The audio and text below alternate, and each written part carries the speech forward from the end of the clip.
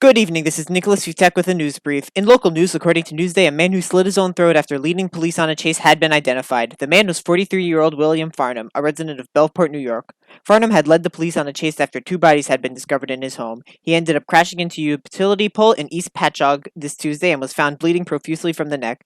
He was pronounced dead at the scene. Suffolk police have not disclosed the identities or causes of death of the two bodies found in Farnham's home, but have stated that the deaths and his suicide appear to be related. In national news, according to the New York Times, six men have been charged with plotting to kidnap Governor Gretchen Whitmer of Michigan. The six men were apparently hoping to carry out the kidnapping before the presidential election, according to the police. Supposedly, the men had discussed taking Governor Whitmer hostage since at least this summer. They met over the summer for firearms training and to discuss the plan, which involved hiding Whitmer in a basement room of a store accessible only by a trapdoor under a rug.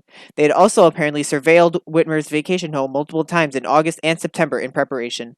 The men were charged with conspiracy to commit kidnapping after being exposed by an undercover agent in their group. This can carry up to a life sentence in jail.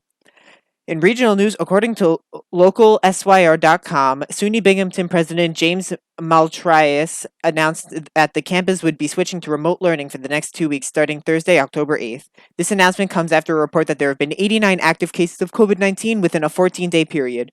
Residence halls and libraries are to remain open, with classrooms transitioning into being study spaces rather than places for instruction. However, all clubs will be on pause for the next 2 weeks. No students will be sent home yet, as the campus is simply switching to remote for the next 14 days. A similar situation occurred at SUNY Oswego on September 18th, with them resuming in-person classes this Monday, October 5th. And finally, in ESU news, according to an email sent to all ESU students, there will be a majors and minors fail held virtually from October 13th through the 15th.